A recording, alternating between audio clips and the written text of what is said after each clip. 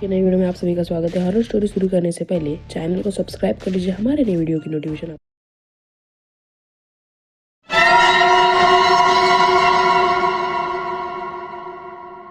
आज की कहानी है रोहन की कुछ एक हफ्ते पहले ही एग्जाम खत्म हो गई थी। उसकी वेकेशन भी शुरू हो गई थी, इसीलिए वेकेशन में अपनी दादी यानी रोहन के पिताजी के माँ के पास वो रहने चला गया। दादी रोहन को देख के बहुत खुश थी। तब रोहन ने दादी से पूछा, दादी वो दिलीप चाचा कहाँ है? मुझे रेलवे स्टेशन लेने भी नहीं आए। तब दादी ने जवाब दिया, अरे उसकी तबीयत ठीक नहीं है, तू आजा, अंदर आजा, मैं तुझे खाना परोसती हूँ। कुछ देर बाद रोहन अपने चाचा के कमरे में उन्हें मिलने चला गया। रोहन कमरे के अंदर आया तो उसने देखा कि कमरे में पूरा अंधेरा था। तो हर दीवार पे उसकी रोहन की चाची की फोटो लगी हुई थी। गौर करने वाली बात यह थी कि जिस एक चाची के फोटो पे हार चढ़ाया था वो भी नहीं था। दिलीप की बीवी यानी संध्या की कुछ 2 महीने पहले ही मौत हो गई थी। रोहन ने इतना ध्यान नहीं दिया और वो चाचा की तरफ बढ़ने लगा। चाचा बेड पे सो रहे थे। तब रोहन ने चाचा को उठाया और कहा, चाचा। रोहन की आवाज सुन के दिलीप चौंक के उठ गया। जब दिलीप ने रोहन को देखा तो वो बहुत खुश हो गया। दिलीप ने बड़े प्यार से रोहन से पूछा, भतीजे तू कब आया और कैसा है तू?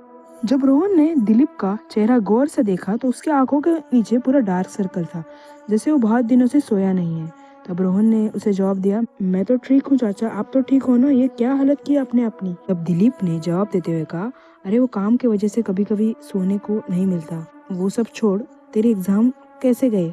दिलीप ने रोहन से जवाब देते हुए कहा, एग्जाम तो अच्छी गई पर रिजल्ट कैसा होगा पता नहीं, उसने हंसते हुए बोला। कुछ देर बाद उन्होंने डिनर किया और रोहन चाचा के साथ उनके कमरे में सो रहा था। रात के 12 बज रहे थे। रोहन गहरी नींद में था। तब उसके कान में किसी की बात करने की आवाज आ रही थी। उसने आंखें खोली तो देखा कि चाचा बेड पे नहीं है। उसने बाथरूम की तरफ देखा तो कोई भी नहीं था। उसने सोचा शायद बाहर हॉल में होंगे। वो चाचा को देखने हॉल में आया तो चाचा हॉल में भी नहीं थे। जब उसका ध्यान हॉल की खिड़की की तरफ गया तो चाचा बाहर किसी से बात कर रहे थे। रोहन बाहर आया तो चाचा और किसी से बात कर रहे थे, जैसे कोई सामने खड़ा हो, पर कोई भी सामने खड़ा नहीं था। फिर वो किससे बात कर रहे थे? कोई सामने खड़ा नहीं था, फिर भी वो बात कर ही जा रहे थे। फिर उन्होंने कहा, देखो मैं कहीं नहीं जाऊंगा और तुम मुझसे नाराज क्यों हो? मुझे माफ कर दो संध्या। जैसे ही रोहन ने संध्या का नाम सुना उसकी सांसें तेज हो गई। चाचा चाची से बात कर रहे, कैसे? पर सामने तो कोई खड़ा नहीं है। तब रोहन ने दिलीप को आवाज दी, चाचा चाचा आप किससे बात कर रहे हो और सामने कोई भी खड़ा नहीं है? जब दिलीप ने रोहन को देखा तो उसने कहा, अरे कोई नहीं है, ये देख सामने तेरी चाची खड़ी है। तब रोहन ने कहा, क्या चाची? चाची कैसे होगी चाचा? चाची की तो मौत हो गई है ना, आपका भ्रम होगा, चलिए सोने चलिए। रोहन दिलीप का हाथ पकड़ के उसे खींचता है। जब रोहन ने कहा कि चाची की मौत हो गई है तो दिलीप ने रोते हुए कहा, मरी नहीं है तेरी चाची, देख ना तेरे सामने खड़ी है संध्या चाची तेरी। सभी को लगता है कि तेरी चाची मर गई, तू तो ऐसा मत बोल रोहन, देख तेरे सामने खड़ी है, तुझे बुला रही है।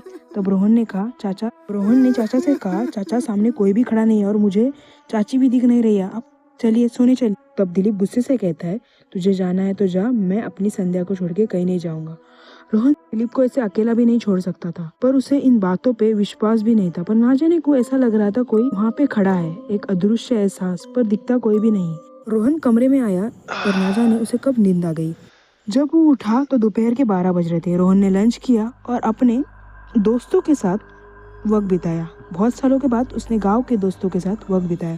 बातों बातों में उसके एक दोस्त विशाल ने पूछा कि तेरे चाचा कैसा है? विशाल ने पूछा, अब तो उन्हें ऐसा दोहरा नहीं पड़ता ना? तब रोहन ने पूछा, कैसा दोहरा? विशाल ने जवाब दिया, अरे तुझे पता नहीं है क्या, तेरे चाचा को तेरी चाची की आत्मा दिखाई देती है। रात को तेरे घर के बाहर आके वो किसी से बात करते हैं। लोगों का कहना है कि तेरी चाची की आत्मा है। लगता है शायद तेरे दादी ने तुझे बताया नहीं है। रोहन ने कल जो देखा और विशाल से जो आज सुना वो सच था।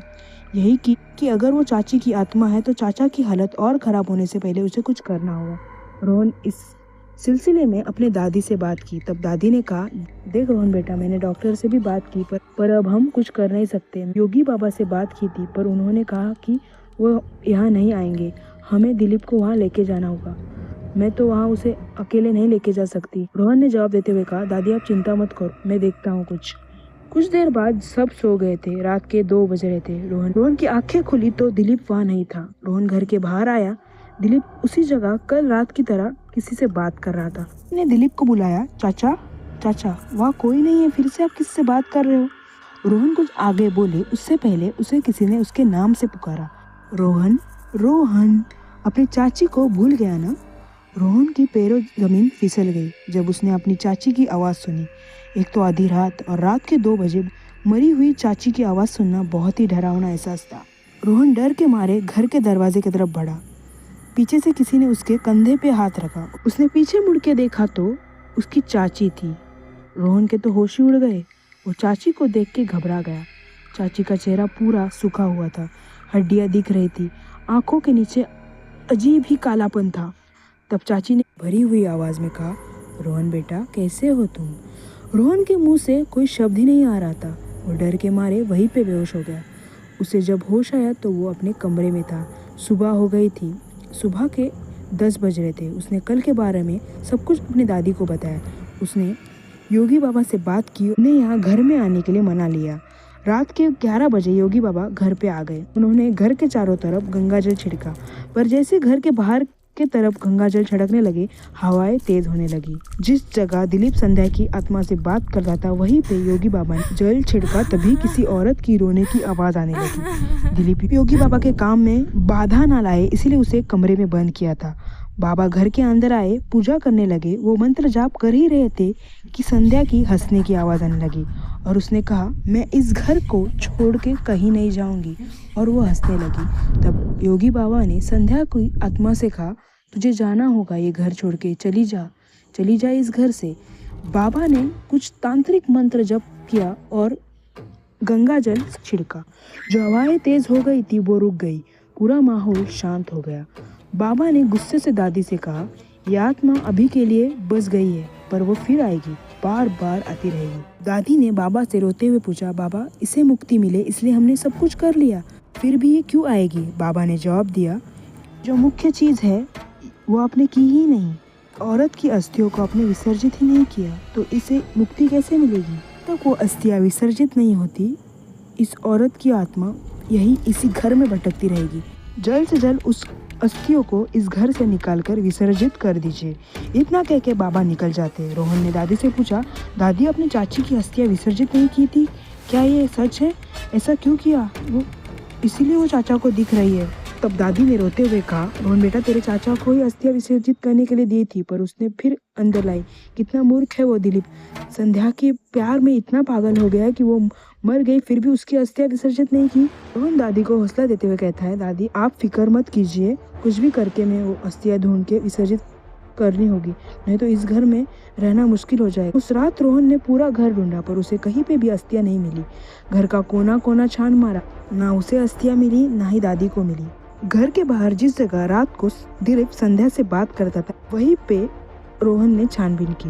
वहाँ पे भी कुछ नहीं था, पर जब उसे जमीन के यहाँ गौर से देखा तो जमीन पे थोड़े से खुदाई के निशान थे। उसने वहाँ की मिट्टी थोड़ी निकाली तो वहीं पे उसे अस्थियों का मिट्टी का घड़ा मिल गया था। उसने समय बर्बाद न करते हुए घर के दूर अस्थियों को बहते हुए पानी में विसर्जित कर दिया। जब वो अस्थियाँ विसर्जित कर रहा था तो उसे एक अजीब सा एहसास हो रहा था। उस दिन के बाद ना चाची की आत्मा दिखाई दी, ना चाचा को दोहरे पड़े। सब कुछ नॉर्मल हो गया था। हमारे इस कलयुग की दुनिया में जैसे हमारे चाहने वाले हैं वैसे हमें रुलाने वाले भी है। अगर कोई इंसान मर गया हो तो वो उसका अंतिम समय था, पर उसकी अस्थियाँ विसर्जित ना करके ऐसे घर में रखना ये ना समझ की बात हो गई। आपको क्या लगता है, दिलीप ने जो किया वो गलत था? कमेंट में जरूर बताइए।